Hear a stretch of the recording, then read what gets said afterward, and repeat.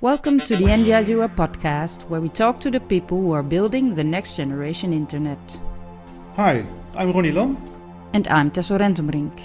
We both work for NLnet, a foundation which financially supports people working on free and open source technologies. Today we're joined by Joep Meindertsma. He is the CEO of Ontola.io, a Dutch software development firm that aims to give people more control over their data. He has received NGI0 funding for 3 separate projects: Solid Search, Atomic Data and Atomic Tables. These are the projects we will talk about today. Welcome, Joep, and thanks for joining. Awesome, looking forward to it. Did we miss anything in our introduction? I think that pretty much sums it up, yeah. Maybe for some extra background, I started off with doing online democracy stuff about 10 years ago. And from there on, slowly migrated towards doing more with data ownership and open data, but we'll probably dive into that soon. Sure, yeah, indeed. Your projects are all about modeling and connecting data. What are the key issues with how data is used on the web today? I think one of the biggest issues at this point is that a lot of data is siloed. And this is partly because, a lot of big tech companies are designing their systems to have data siloed. And what that basically means is that it's very hard to reuse data. And what that means is that users get locked into an ecosystem. So there's a very concrete example of this. I'm like locked into the Google ecosystem, right? I have a Gmail account, I have a Google Calendar, it integrates everywhere. I have a Google Drive thing. And that kind of limits how easy it is for me to switch to some sort of competitor. And this really limits the degree of innovation.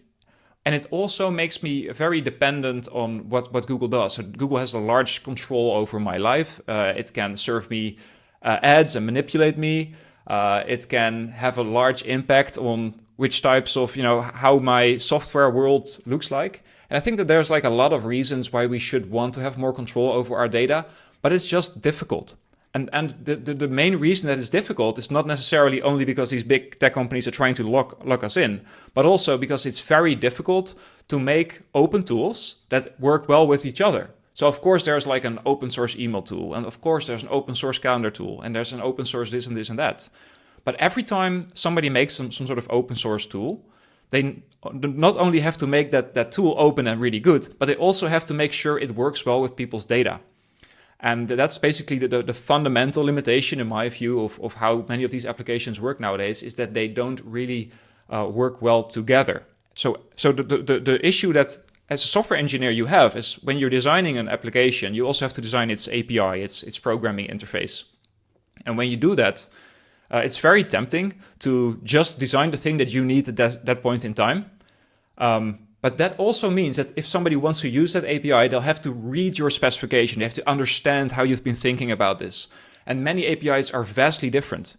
So one of the things that I was trying to solve with first with linked data and later with atomic data is to make one API that's highly standardized, very readable, very browsable, and very highly interoperable. So that at some point in the future, people could make their own applications that work well together. And one of the cool things you can do if you have like a very well-defined API is that you can have decentralized data. So you can have data that's stored in a different server somewhere else on the world, and you can point to it using a link, and you can reuse that. So for example, right? Let's say I'm going to plan a wedding event. And I have like a lot of list of attendees, of people who I want to invite to my wedding. And I have this wedding event concept where I want people to be able to RSVP. But I also want a lot of information from people, like, are you a vegetarian? What's your profile picture? What's your phone number maybe, or email address? And are you taking a +1?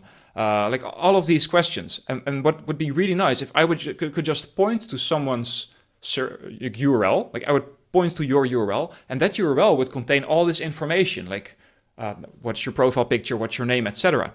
And that's basically what linked data promise has been about in the past few decades, but wasn't really utilized or wasn't really achieved because it was just too much of a hassle for developers. So that's why I started working about 4 years ago on atomic data, which is a very strict subset of linked data, which enforces JSON compatibility. And most developers use JSON as a serialization format. And it also enforces type safety, which means that if you have like a date field for your birth date, for example, that's standardized in how it's written, like year, month, date. So you can't you know which data type it is, which is very useful for software engineers. And the third thing it does is enable this decentralized data approach. So you use URLs. So that's basically a very long monologue for the main problem that I've been working on and how I'm trying to solve it with atomic data specification. Yeah, thanks. That really clarifies things. But just for people who are not really super into this this field, can you maybe go back a little and explain what the semantic web is, and what RDF is, and what atomic data does to improve on RDF? So the inventor of the World Wide Web is Tim Berners-Lee, and he made the first websites, the first website and the first web browser and the first web server back in, I think, 88 or 89. And at some point in time, he realized that websites are nice, they're documents, but what you want is that a URL, like the link to a website, doesn't just represent a document, but it can represent a person, it can represent an event, it can represent anything. And that's when he started working on the semantic web, right? Where the web is linked with semantic meanings. So you have like a person and they have a friend, right? And this friend is another link somewhere, which has its own data. So that's basically the goal of the semantic web. And the semantic web is expressed using this language basically called RDF, which is the Resource Description Framework. And it was introduced in the 90s. First, it was based on XML, and it never really took off. Like nobody's actually using RDF in production. But this dream of having a semantic web where all machines are connected to each other and people can reuse data, and this data is extremely machine readable, I really loved that dream. So my software company, Ontola, had this product called Argue, which is this e-democracy platform I told earlier about. And we went all in on RDF, right? So we basically made our whole stack linked data RDF stuff. But at some point, we became really frustrated and we saw some of the fundamental limitations of RDF. And that's basically when I was thinking, okay, I need to constrain this. I need to make it a smaller subset. I need to make it a little bit tighter so it's easy to work with as a software engineer. And that's what atomic data is. It's like making this semantic web useful for software engineers and for developers. And that's like when I'm talking about JSON compatibility and type safety. I know this is already becoming pretty technical, so I'm sorry if you're listening to this and you think, what was this guy talking about? How is it taking off? Are other people adopting this? That's an interesting question, because that's when I started out with atomic data, I first wrote the specification, right? They had like this 70-page document just detailing how the specification would work. And it's just an idea and nothing happens, right? Like nobody's going to make something if you just have a specification. So what you need is a specification plus an implementation. That's why I started working on what I thought would be the best killer application, which is Atomic Server.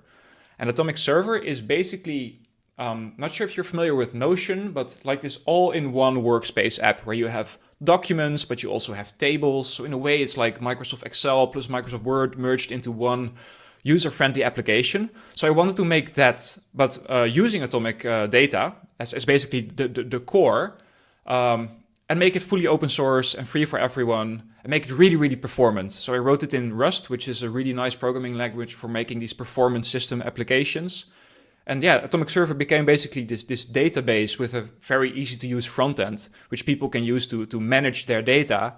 And that's basically the main use for atomic data right now is that application implementation. So what I'm trying to do now is basically build a community around that implementation so people start using it for their own projects. And we have a bunch of front-end libraries and which people can use to implement it in their apps. So there's like a React library, there's a Svelte library, there's a Node.js library. So like a lot of tools for developers to help them get started.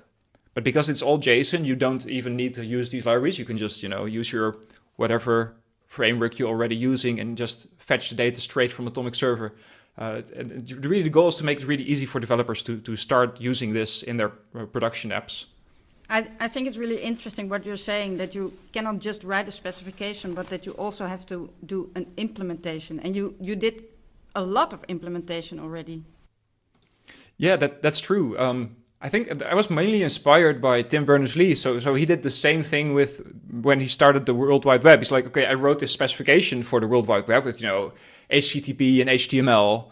But the only reason it took off is because he also wrote an open source server and an open source browser. And so he had the specification, server, and browser. I did the same thing for Atomic, because I think that's like a recipe that could work. And then the specification still has to prove itself, right? Other people also have to like it to some extent.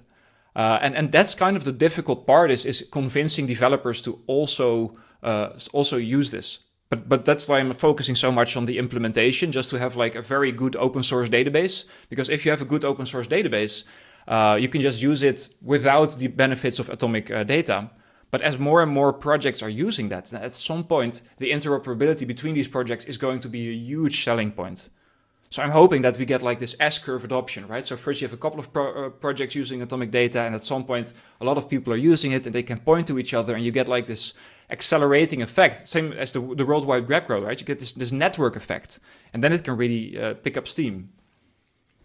Yeah, I also want to congratulate you on your documentation. I mean, it's super, it's huge, it's well written, it's understandable. I think not enough people pay so much attention to documentation. Is this something that is specifically important to you? Is it something you like to do? How come you do it so well? Thanks. To be honest, I'm not entirely very happy about all of the documentation. I mean, some things of it are good and I'm a bit proud of, but there's also like still a lot of gaps. Because I think documentation writing isn't very fun compared to application writing. And I think that's like one of the biggest hurdles. So what I often tend to do is to structure my thoughts using by writing, and that becomes documentation. So if I'm thinking about, I need to solve like this problem, then I just start writing the documentation basically, and use it as part of a process. So that for me makes it a little bit easier to make something. So that in a way that's like documentation-driven development, right? So you have like a couple of software development paradigms. Some people do test-driven development, and this is documentation-driven development. And the advantage of that is that you end up with an API that's very easy to explain, because you basically start with the explanation of how you can use it. And then at some point you've built it, and then other developers who look at it, hopefully it feels understandable, because otherwise you make something that's logical to program, but maybe harder to use. And is, or may be one of your goals to put this into a standard? I mean, you wrote a specification, but is your hope to get this into a real standard? So I think what the specification is to some extent it already is a standard. Mm-hmm. So when I started off, I also named it a standard. And then somebody called me and said, hey, listen, this is not a standard. And I'm like, but it's a specification, right? And it standardizes something. He says, yes, but for it to be a standard, it has to be adopted. So I think, yes, that's exactly my goal. I want it to be a standard. I want people to use it, so it kind of becomes a standard. And that probably also includes making the specification even stricter and tighter, because like at some point there's going to be some sort of ambiguity that's inside the documentation already. It's going to be very obvious if people are going to make their own applications on it, or their own server implementations, for example, that are slightly different. So this is like one of the challenges is if you build an implementation, is that it's very tempting for the implementation to basically get further than the documentation. Because it's very tempting to just add this new feature or this cool thing. And if you don't document it, well, then it's kind of out there and it becomes the de facto specification, even though it's not written down. So that's like, I think, a pitfall. And is that indeed how the way you work? You first write your specification and you then develop your application to it? Yeah, for pretty much, for most things, that's how I prefer to work. That's definitely the case at very early days Atomic server development, which is like I was on vacation in Switzerland and I was just on my laptop all day. My girlfriend hated it because I wasn't really enjoying the vacation as much, but was in this flow where I just, writing Atomic Server and writing a documentation. And nowadays, what I often do is I first write an issue in GitHub, very, very detailed issue, explore a couple of approaches and a couple of APIs, and then I build it. But because now I'm at a point where the specification is not changing a lot, and the implementation is changing mostly because specific endpoints, specific plugins, specific added features, that the documentation is pretty stable. Just to follow up on Ronny's question, so you want it to be adopted, but are you planning on going through a standards body to get it adopted as a standard? So the Atomic Data is a W3C working group, which in a sense means that there is already some sort of process in there for it to become a standard. I also reached out to a body that is concerning media type standards. I forgot, the body doing the MIME types. But at some point I also became a little bit frustrated with the bureaucracy of some of these processes. And I saw that there are some really, really effective standards or specifications that are widely adopted, but they're not documented in such a group. So then I was more like, okay, if I just document it well and I make the process open and transparent, then I don't necessarily have to, adhere to some very bureaucratic external process at this point. But maybe later it becomes necessary, as it grows and more people are using it. I do think that point may come.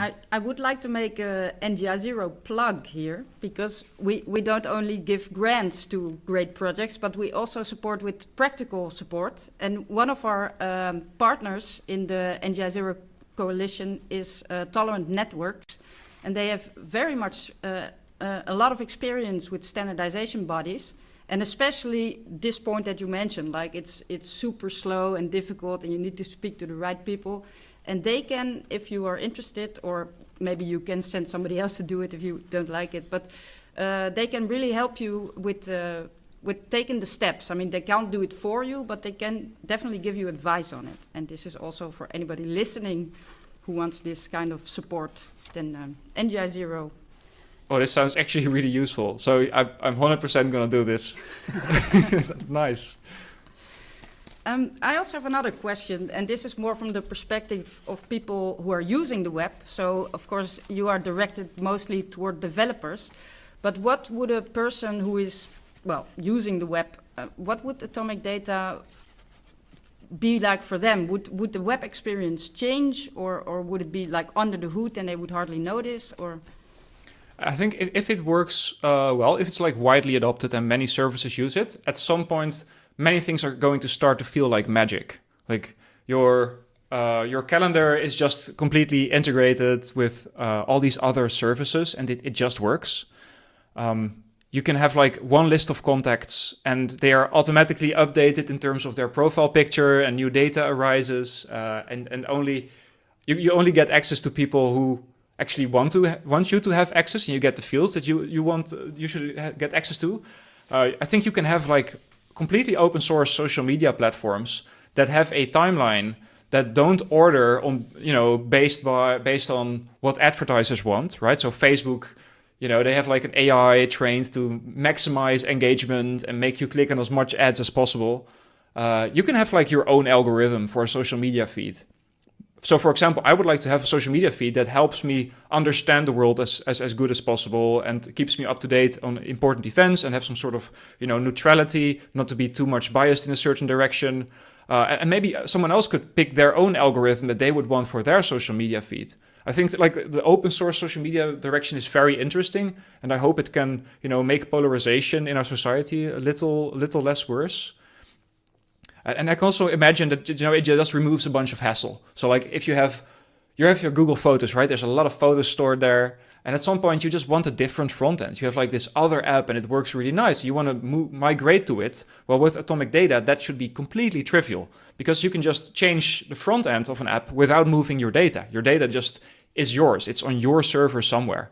And as an additional benefit to that, that means things are really, really fast. So if you use Atomic Server, which if you're listening to this and you want to try it, it's just a one-liner Docker command. It's a 12 megabyte binary executable. It's very, very easy to install. you'll notice that it's ridiculously fast. Like there's nothing on the web, like pretty much not a single app that you've used that is this fast. And I like fast applications. I like that things open instantly. And with Atomic Server, like when you're searching through all of your data, like every key press performs a search, and within like 7 or 20 milliseconds, you get like a full response back. So you'll feel very productive. And I think that's also a big plus. That's a nice bridge to our next question, which is, if people are interested, how can they get involved? What do they have to do to work with Atomic Data? I think the easiest path for people to work with it is to just install Atomic Server somewhere, and that's like probably the easiest with the Docker image. So like as I said, like a one-liner, no external dependencies or whatever. And if then people actually want to make an application, there's a couple of libraries. So we have like a React library, a Svelte library, an Atomic Lib library for other JS applications. There's a template for React applications. There's also a template for Svelte websites, which basically is an entire website which is already linked to Atomic Server. So there's a couple of ways people can get started, but I think the biggest one is to join the Discord server, because we have like a Discord server. You can just, ask your question there. I'd love to help you. There's other people who help as well. And it's, I think, a very good place to just, share your idea and get some feedback and start working on this. What are the next steps for the project?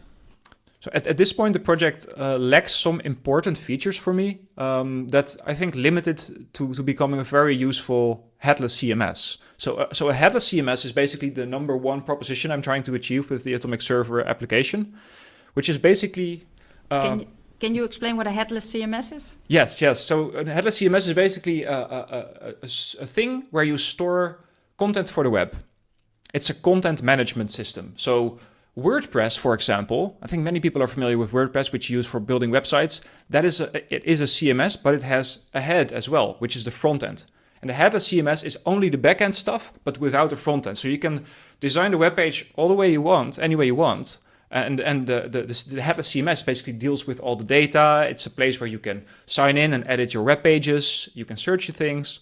And I really want to make that proposition really well. So we have like this proposition mostly aimed at software engineers who want to make websites. So we have a couple of features that are still missing, which are currently being prioritized. One of them is an improved document editor, which has like, which should feel similar to Obsidian. Not sure if you're familiar with that, but it's like this markdown. What you see is what you mean. Kind of text editor is which I feel like is very productive. And we're building things like a form interface where you can create a form web page where you can just make submissions without creating a user or whatever, just for guest entries, for example, for surveys or for, a contact form for your website or a reservation for your restaurant. Like these types of things is what forms is about. So like better document support, better form support are two top priorities. And the newest things right now is basically the table editor and the data model editor, the ontology editor, which was done using the NGI Zero grant. So thank you a lot for that. And it seems a lot of stuff is happening. I looked at your roadmap, and it's like every month there's a new thing being built. Can you tell me something about the team that's behind this? Who are the people working on this? At this point, the team working on Atomic Server is pretty small, actually. It's me and Polle Pas.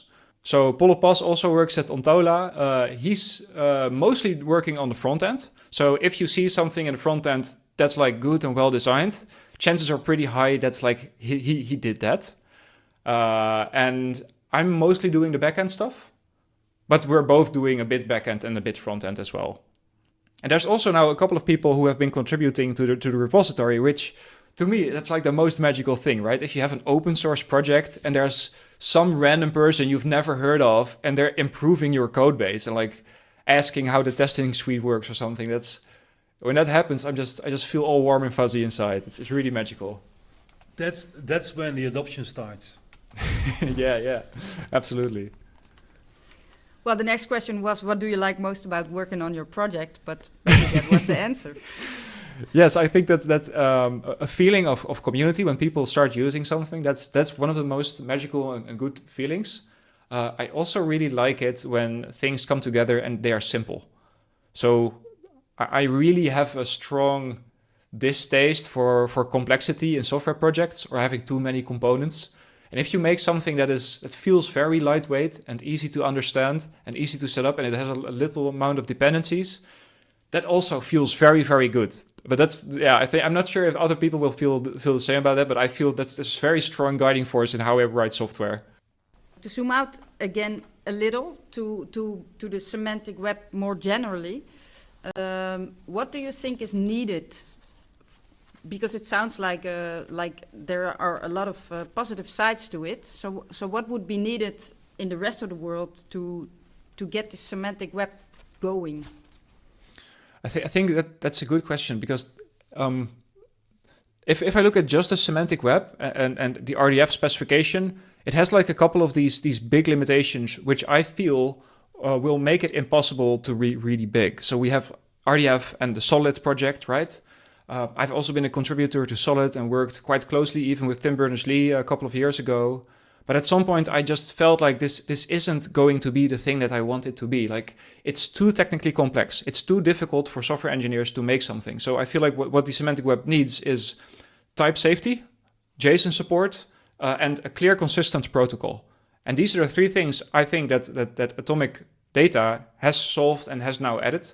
I do think that there's still some things that Atomic Data is probably missing, like good OAuth support.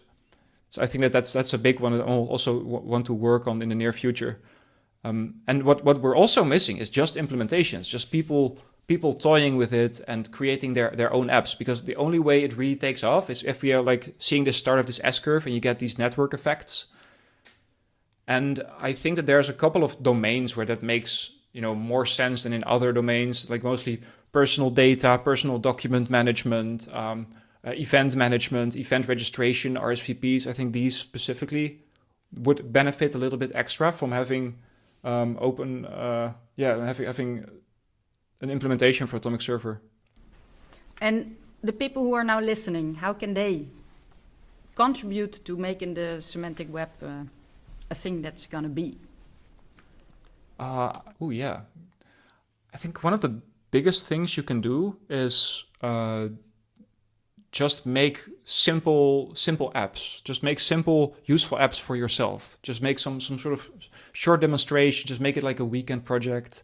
Toy around with it a bit, and demonstrate to people that this is something that you can play with, and actually use it for something that you want. So maybe you want to have like import your playlist from Spotify and have like a playlist manager, right, for your music.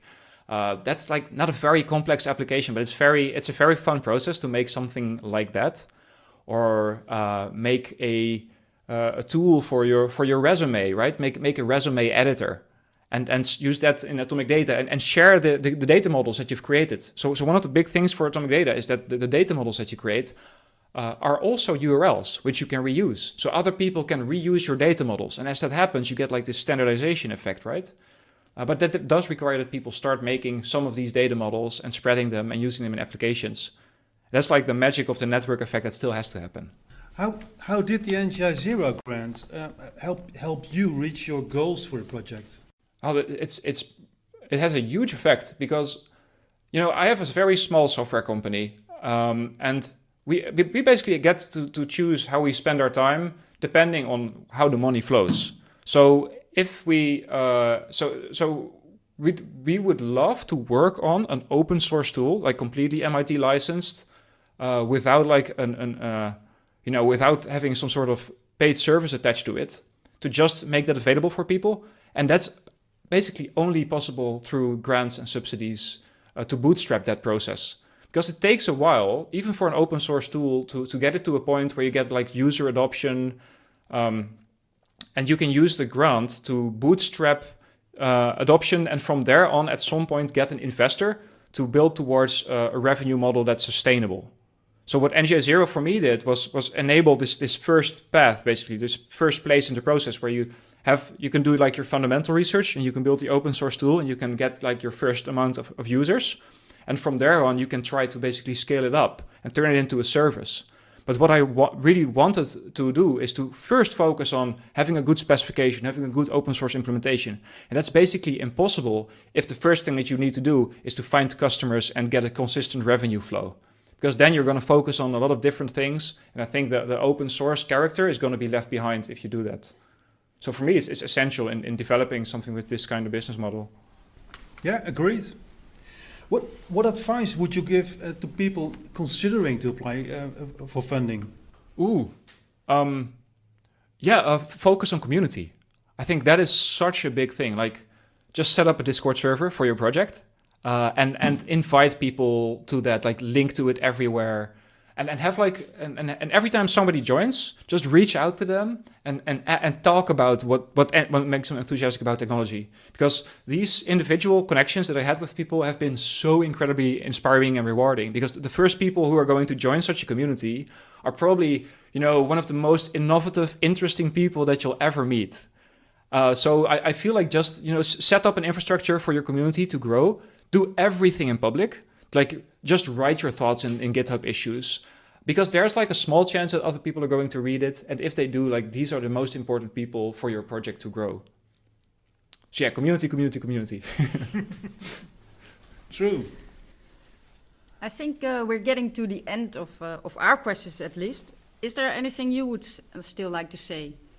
I want to say thank you so much for making this all possible. I think that it's pretty rare for software engineers to be able to do something like this, right? To basically receive income for working on completely open source tools just for a more open web. And I think without the role that you play in this ecosystem, it would be very, very difficult to make meaningful changes. So yeah, thank you so much for that you're working on this. I really appreciate it. Well, and we like to return that because we like to thank you for working on improving the internet. Oh, thank you. I think that's it for this podcast. So we'll leave it here. And Joep, thank you very much for joining us today and sharing all the interesting things about your project. Well, thank you so much for having me. It's been a blast.